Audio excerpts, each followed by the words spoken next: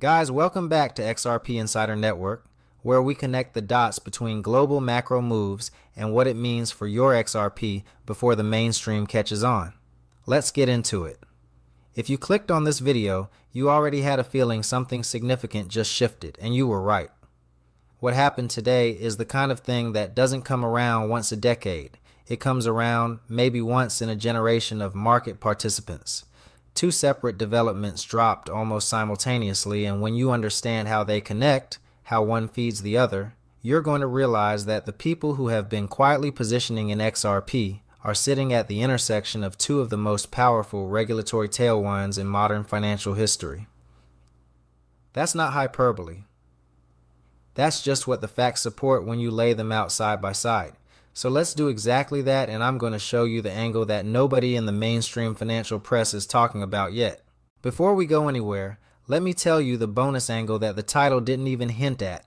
There's a geopolitical pressure cooker building in the Middle East right now that has a direct line to oil prices, to the broader macro environment, and ultimately to the risk appetite that either accelerates or delays institutional capital flowing into digital assets. By the end of this video, you're going to understand exactly why an Iran negotiation timeline matters to your XRP position. Stick with me on that. Now let's start where most people aren't starting. Most people think the biggest news in crypto right now is the Clarity Act. And it is enormous, and we're going to get deep into it. But there's a development that just landed from the SEC that sets the table for everything else. And I want you to understand it first because it changes the population of participants who can actively engage with assets like XRP in real time. Here's what just happened. The SEC has officially moved to eliminate the $25,000 minimum equity requirement that classified traders as pattern day traders. If you've been in any kind of trading environment for more than 5 minutes, you know what the PDT rule has meant for everyday people.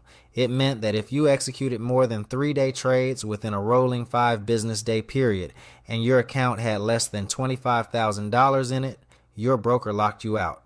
Full stop. You were benched. For the average working person in this country, $25,000 in a brokerage account is not a baseline.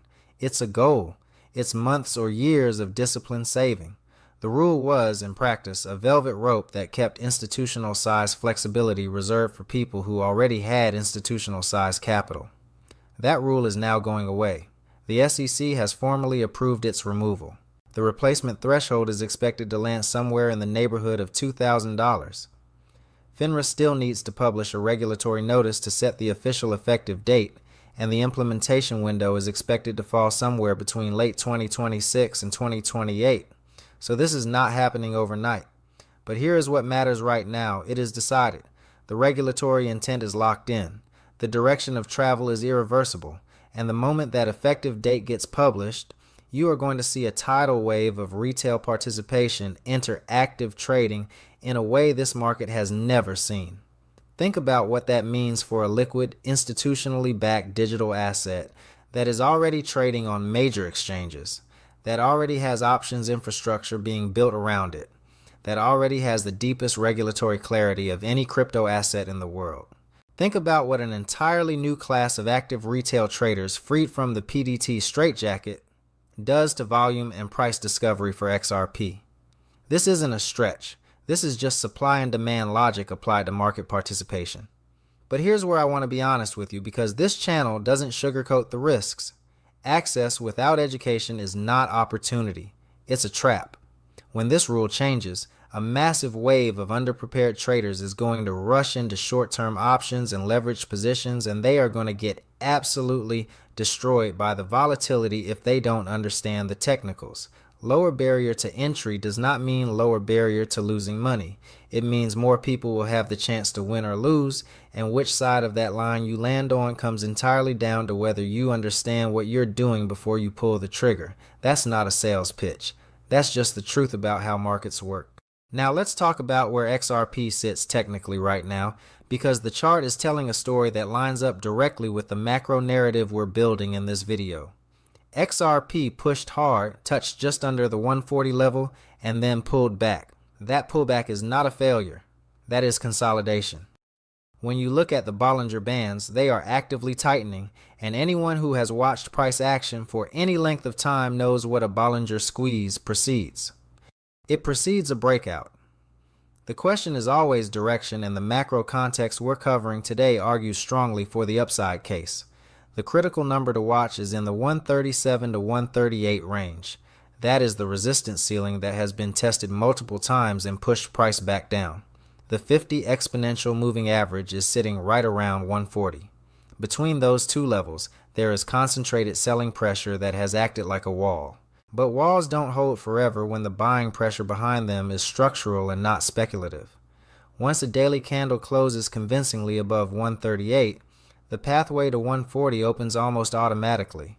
And once 140 gives way, once that 50 EMA gets cracked on a confirmed close, you are in price discovery territory, and the 160 zone comes into play with very little technical resistance in between. This is the pattern. It is textbook consolidation before expansion. The coiling is visible. The catalyst environment is building. And that brings us to the most important piece of this entire video, the XRP Clarity Act. Let me give you the actual state of play as of right now, because there is a lot of noise out there and I want to cut through it cleanly. Sources from inside the conversation in Washington indicate that the window for scheduling a markup vote is tight and intentional. The target range for that markup vote is the 20th through the 30th of April. The critical near-term gate is whether the bill can get scheduled this week or by the middle of next week at the absolute latest. If that scheduling announcement misses April entirely, the legislative calendar becomes significantly more complicated. But here is the key mechanism you need to understand. Senator Tim Scott is not going to put this on the schedule unless the votes are already there. That's not speculation. That's how leadership operates when they're managing a controversial vote in a divided chamber. The moment a scheduling announcement hits, the market is going to react before most retail investors even read the headline. A green candle of significant magnitude will print almost instantaneously. The window to position before that announcement is now, not next month. Now, what does the Clarity Act actually do? It formally divides jurisdiction between the SEC and the CFTC based on the nature of the digital asset in question. It officially codifies the repeal of SAB 121, which was the accounting rule that made it economically painful for banks to custody digital assets. It establishes the legal framework that institutions, ETF issuers, and global counterparties need before they can commit serious capital to this ecosystem. Without this law, every institutional player is operating with legal ambiguity on their balance sheet. With this law, the ambiguity evaporates. An XRP, an asset that has already been through the SEC litigation process, that already has a legal clarity opinion from a federal court, is positioned better than any other digital asset to benefit immediately when that institutional floodgate opens.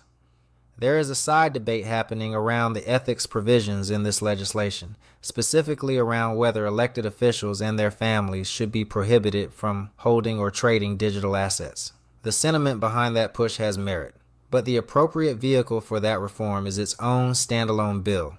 Tying a sweeping government-wide trading restriction to a crypto market structure bill creates the kind of political friction that can stall or kill legislation that the entire ecosystem needs. Clean bills move faster. That's not a partisan position. That's just legislative reality. Now let me bring in the global macro layer, because this is where XRP Insider Network earns its name. The Strait of Hormuz and the broader Iran negotiation timeline are not a sidebar to this conversation. They are central to it. Here's why.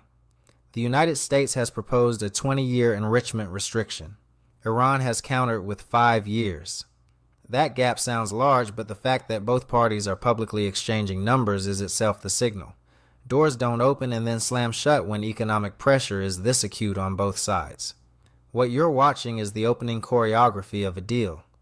A settlement somewhere in the 10 to 15 year range is the logical outcome, and the timeline to get there is likely measured in weeks, not months. Why does this matter to XRP? Because the single biggest suppressor of institutional risk appetite in the current macro environment is energy price uncertainty. When oil is volatile and geopolitically threatened, institutions hedge. They reduce exposure to risk assets. They sit on the sideline. But when the Strait of Hormuz is secure, when Iranian oil is allowed back into the global market as part of a negotiated settlement, the price of energy drops, and it drops fast. Lower energy costs reduce inflation pressure. Reduced inflation pressure gives the Fed more room to maneuver. A Fed with more room to maneuver is a macro environment where institutional capital rotates out of defensive positions and back into growth and innovation assets. And what is the institutional grade, legally clear, infrastructure-backed digital asset sitting at the top of that rotation list? You already know the answer. This is the chain of causality that the mainstream financial press is not drawing for you. They're covering the Iran story in one segment and the crypto story in another segment, and they're not connecting the dots. That is exactly what this channel exists to do. So here is where we land. The SEC's elimination of the PDT rule expands the active trading population dramatically and sets up a new wave of market participants who will be interacting with XRP on a daily basis. The Clarity Act markup vote is weeks away from being scheduled, and when it is, the price reaction will be immediate and significant. The technical picture is coiled and ready, with 160 as the post-breakout target once 140 gives way. And the geopolitical environment is trending toward resolution in a way that systematically removes macro headwinds and replaces them with institutional tailwinds. Every one of these threads points in the same direction. You didn't stumble into this video by accident. You are watching because you have been paying attention to the architecture of what is being built, and you understand that the people who hold through the consolidation are the ones who are positioned when the expansion arrives. The dots are connected. The picture is clear. The only question left is whether you're going to be on the right side of history when this moves. Stay patient, stay informed, stay ahead. Mike out.